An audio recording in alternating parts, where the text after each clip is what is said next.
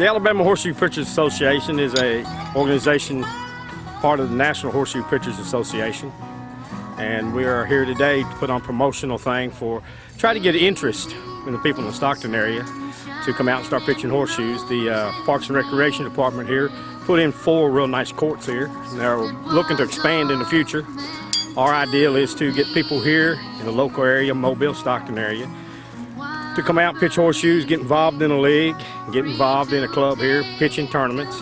I'm from Mobile, and the closest place I have to pitch is the Montgomery area. So we have nothing south of Montgomery. So we're just trying to get something started here in the area, and people here in Stockton have shown a lot of interest. And I just invite everybody in the area to come on out and pitch with us.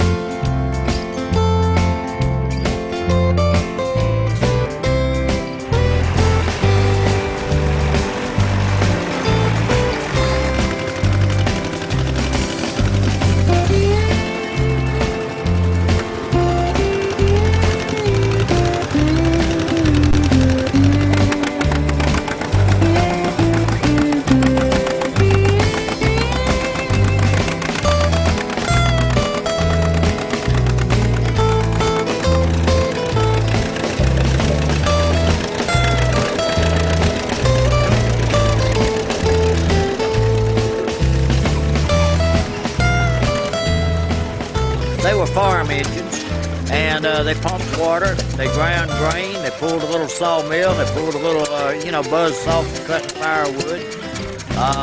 They became real popular around 1908 or 10, and they made them up till about 1935. And they were just, they took the place of electricity. A lot of folks didn't have electricity, and these engines did the work that electricity did later. And that's about what they amount to. This is our great-grandfather, James Philip Lipscomb's farm wagon that he used in his farming career in Baldwin County, and we don't know the exact date when he acquired it. It was probably built for him in the early 1900s, maybe even late 1800s, but he died in 1933, and he was using this wagon the day he died out in the cornfield picking corn. Our dad, our father, actually got it. It was his grandfather's wagon, of course, and he was able to put it in the barn and kept it. It stayed in the barn, 2 different barns on our farm here in Baldwin County, South Baldwin County, near Magnolia Springs, for about 70 years.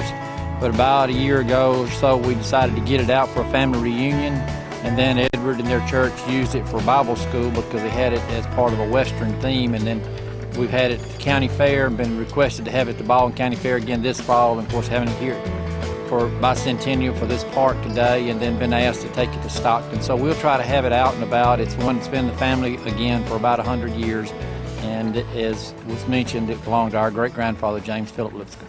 You take 1 string and make a double where you've got 6 strings, and then it winds them all together. You'll have enough. Do a little more. Yeah. He'll tell you when you've got to quit. See how you took those 6 strings and you made 3. Okay, now hold it right there. Hold it tight. Now we take the 6 strings and we start them. Okay, turn the power on You again, got to do it the same way. and then we make 1 row. You can double it, and you can make 12.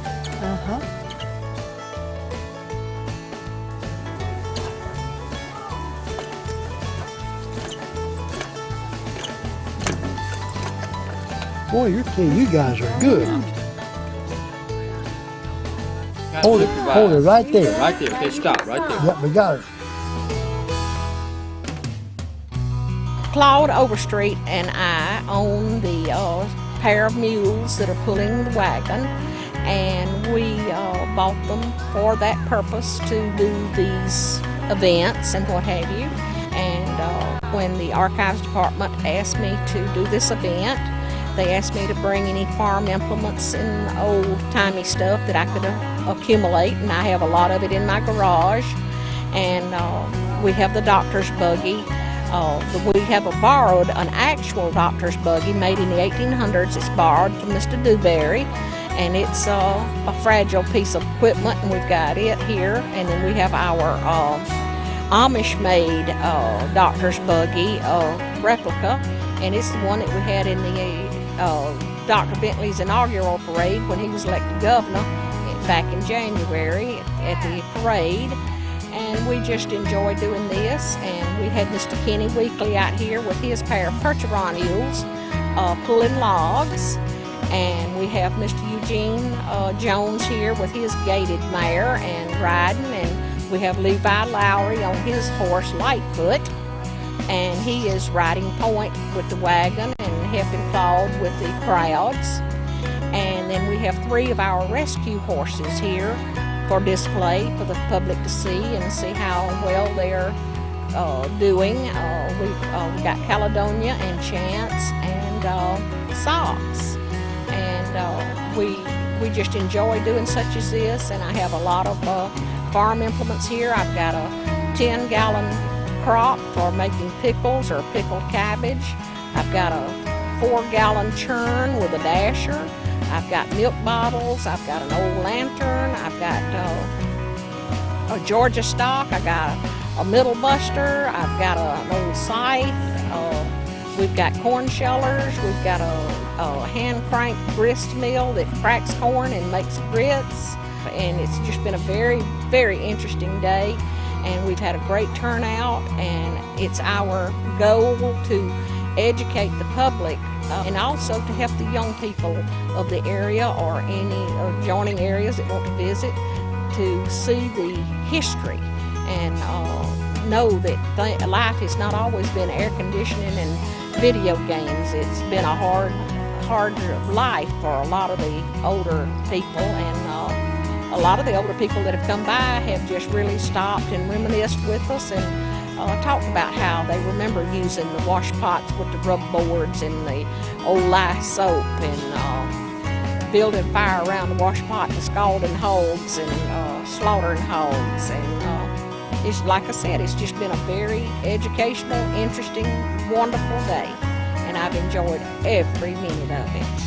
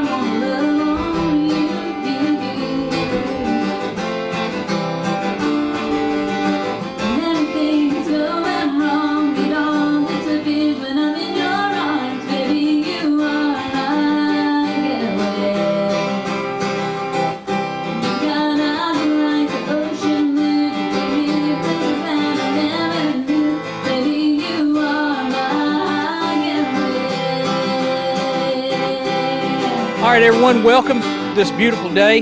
It's April 30th, and we're here to enjoy a wonderful farm festival at Baldwin County's Bicentennial Park. And we're also here for one other special moment, which we're taking right now to rededicate the DeVita Hasty Nature Trail. And thanks to some very special people, we now have a new monument that we're going to unveil today. But before we do that, we want to talk a little bit about Miss Hasty, for whom the monument is so deservingly placed here on Bicentennial Park. And I'd like to say a couple things before I move on. Briefly, I want to let everyone know that Miss Hasty is very missed, more so each year that we pass without her. She was one of the first 2 or 3 people I ever met when I came to Baldwin County and made me feel at home immediately when I got here. And I miss her terribly, and so does everyone gathered here today. And this is the least we can do for her to keep her memory alive by keeping this trail dedicated in her memory, because she was so devoted to both the history of Baldwin County and maintaining its environmental stability and integrity.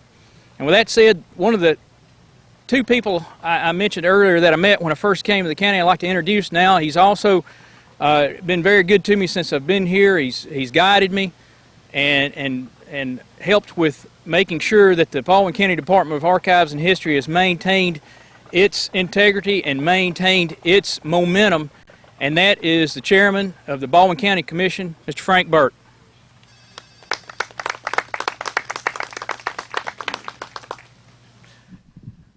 I just thank you, John, for the opportunity to be here, along with all you other Baldwin Countyans and outdoors people and friends of DeVita Hasty and this wonderful, beautiful place on a beautiful day.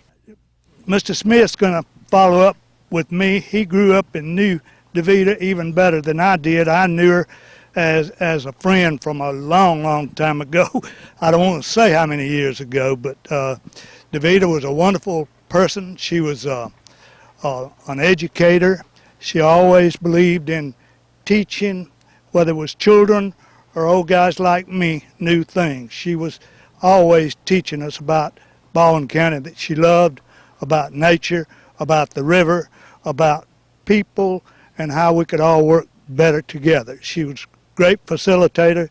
She was the best leader I ever met, and she did it with calm, soft words when in a mixed crowd. But if she got you off by yourself, she could talk straight to you and look you right in the eye and give you a good plan how you could move forward with these things. I know she's pleased today with the weather we have, with what we're doing here at Bicentennial Park, and how this all came about.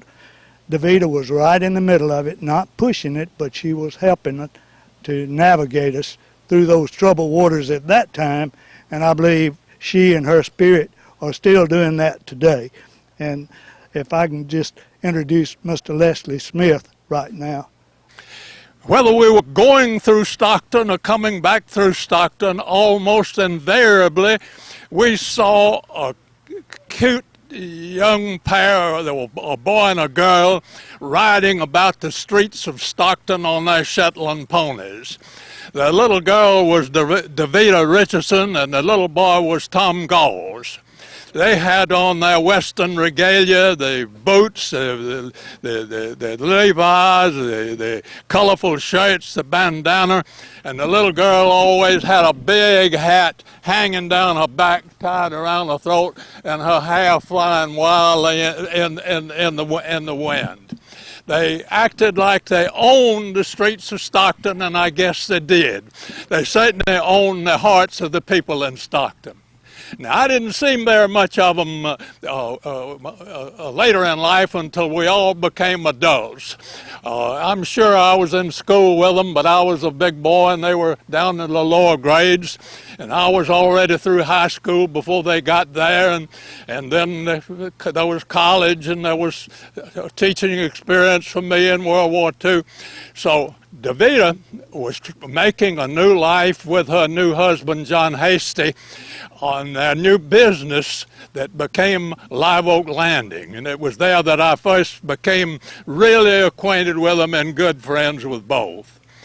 DeVita quickly acquired a reputation of being able to get along with everybody in the country. I guess she honed her skills on all of the diverse people that came through her business establishment, but I think it was just a natural gift that she had. But I know it was down there on that beautiful piece of real estate that she came to see the swamp, the delta, in a different way from that which most of us viewed it. I want to fast forward now to a time about 10 years ago when our community spring, our worldwide famous community spring in the thriving community of Latham. It fell into disrepair, and we needed to do something about it. And we did what everybody else in the country does. We went to the DeVita because we knew that she had friends in high places. It was only a day or two before the whole county commission was up there planning how to make a nice little community park out of that spring. I tried to tease DeVita about it. I asked her, how do you get these people to bend to your will? Do you cast a magic spell on them? She would just smile and shake her head.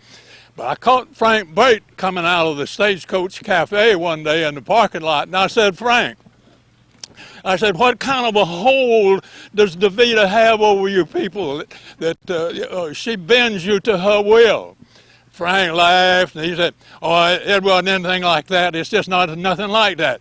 He said that when she comes before us and asking for something, she's just so doggone nice about it that we just can't help but do what she says. Now let's forward back to that other time, back to a time when everybody in this part of the country was drawing their living either directly or indirectly out of that delta. And let me tell you, we didn't do it gently. The first thing we did was go and chop down all of the tall old cypress trees that grew along the banks of the river if they were close enough to fall in the river. And we bundled them into rafts, and we put a little building on them, and we got on them, and we floated them with poles and paddles down to the mills in Mobile. And when those trees ran out, we devised other ways to get out into the swamp. We killed half of the animals in the swamp for their skins, all we could find.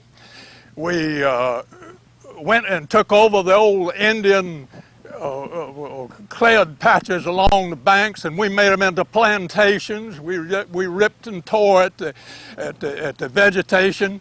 And we made our cotton plantations and floated it down to the river in steamboats that were devouring all of the young ash trees that were within a mile of the bank of the river, because those ash trees would grow well, would burn well when they were wet. We had to go after the other timber. In the upper delta, it got dry enough up there so we could put ox teams in there and ox wagons and haul it out. But down here in the lower delta, there was no way to do that, and we invented the pull boat. Now, let me tell you what a violent thing that pull boating operation is. Imagine a huge piece of machinery with a steel drum on it with miles of cable that would reach out into the forest for a mile on it.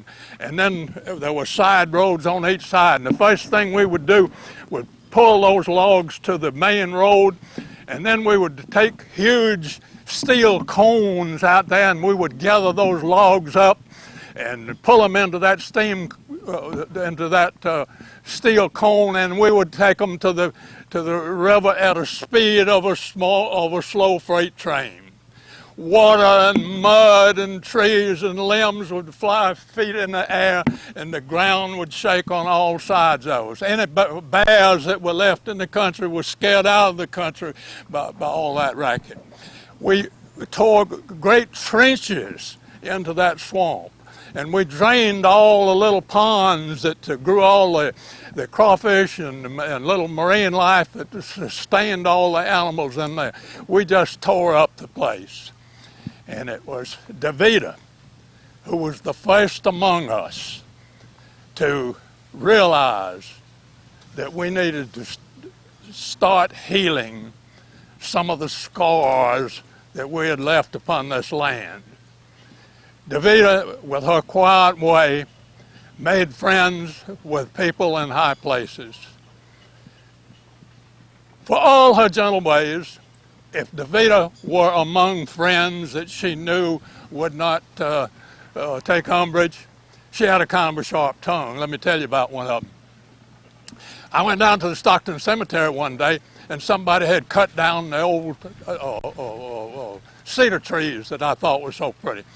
DeVita was on the cemetery board, and I knew about it. So next time I saw her, we had what I'll call a little discussion.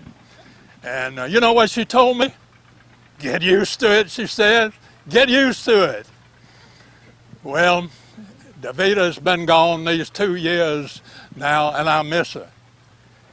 But if she could hear the good things that we're trying to say to her here this morning, you know what I think she would say, Lynn?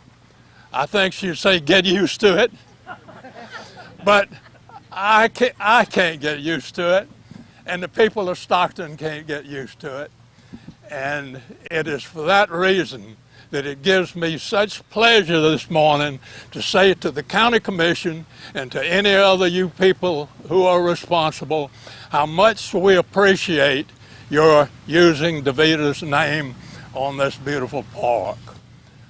You have honored us when you have honored our great Stockton lady.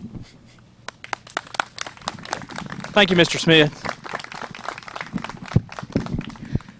Now I'd like to introduce the director of this park, and who's made most of this possible today, who has worked diligently for the past few years to turn what was just basically an overgrown area into what you see here today, and to work toward building this 2-mile-long walking trail devoted to DeVita Hasty, Nick Warren.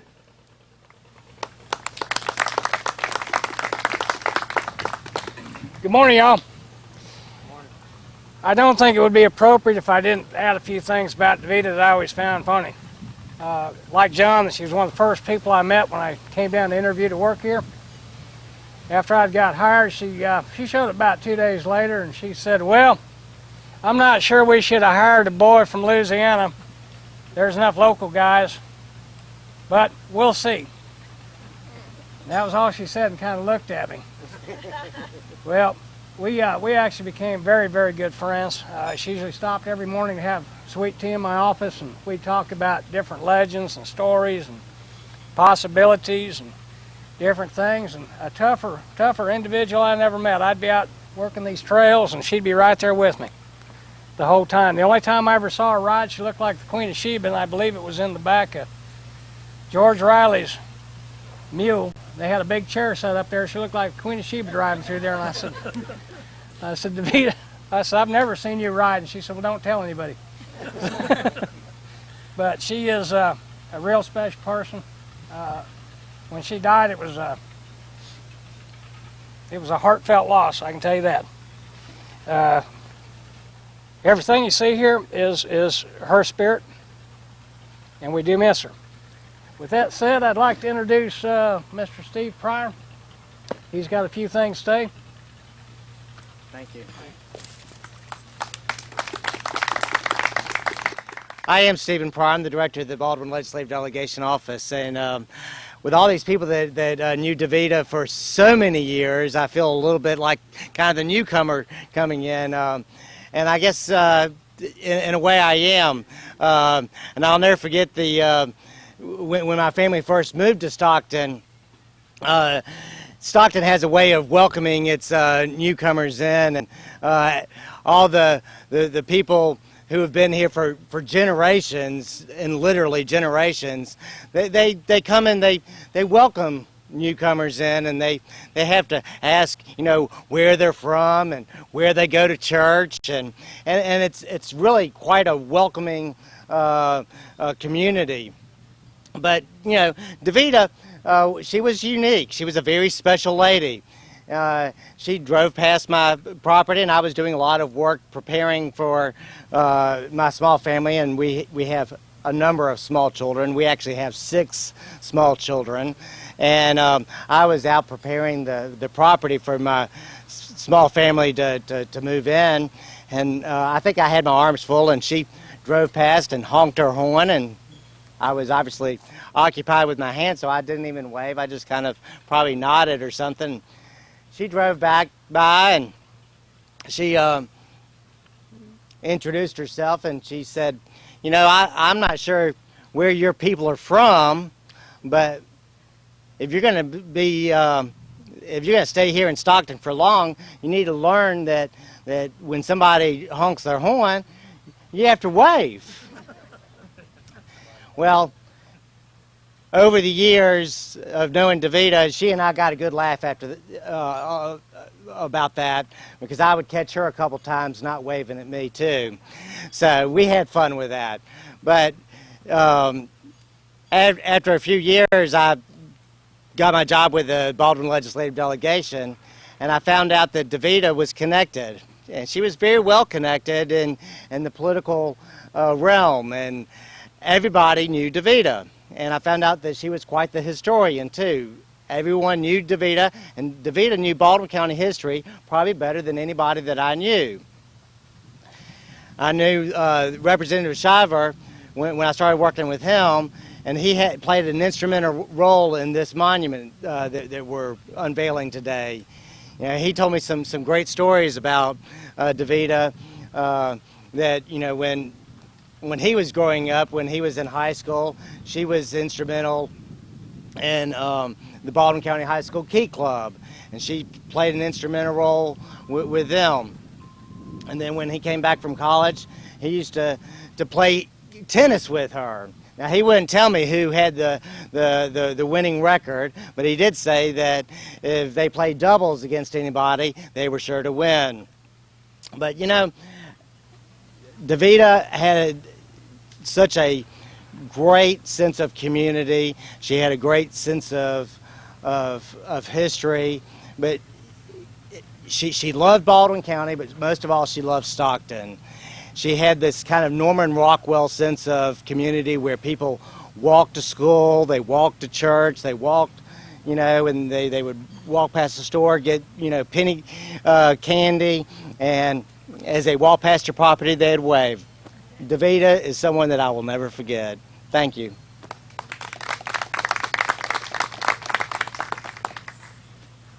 Our next speaker is Al Garisco. Al was another of the individuals that was very instrumental in getting the monument in. Al, would you like to join up? I'm speaking for the Baldwin County Historical Society, of which Davita was a member for many years. But the society began in 1923. A lady named Cummings and Alders wrote a book, and it was first published in 1927. Anyway, many of the prominent citizens of Baldwin County throughout. Up this way was Blackshears and Cummings and Hasty and Macmillan and Stapleton, and anyway, Davita worked with the Historical Society for a lot of years, and as everybody has said, she's most persuasive in about what she went about, and a lot of logic and reason and persistence, and she accomplished many things.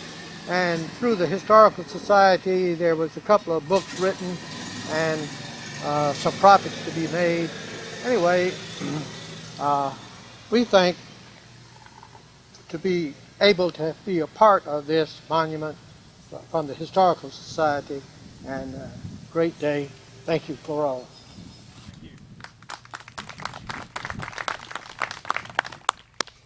Last but not least, we have one more speaker. Before I get to that, I also wanted to have you all give a good round of applause for our master gardeners, our friends of the park, our staff that really have been knocking themselves out. Even my good friend George Riley, who is up at the gate, who's probably going to be mad that he missed this, because that was Davita's favorite mover-inner, as she called him. Lynn, would you come up and say a few words? This is Lynn Bazone. This is Davita's daughter. And Lynn, I suspect we haven't been hit by lightning yet, so I guess we're okay. Well, I'd like to ask my brother to come up too. Buddy. I know that Mama would be real proud of this, and we all better be glad that she is not walking on this earth right now, but up there, because she'd kill us all for doing this. She was a very humble person and did never like a lot of attention drawn to her. But I know that she would be proud and grateful, not just for having this in the trail dedicated to her, but to all the friends that she met and loved throughout her life and that carry her memory. So she's not dead, she's just gone for a little while, but she still lives in my family and in each one of you that carry her memory, and I just appreciate what y'all have done. Thank you. I just, again, like Lynn, I thank everybody for doing the monument and everything. I can promise you Mama's looking down from heaven today when she sees all the people, not just standing here, but they can come up here and enjoy this park. She's got a big smile on her face. And just thank everybody for contributing and doing what they're doing to carry on.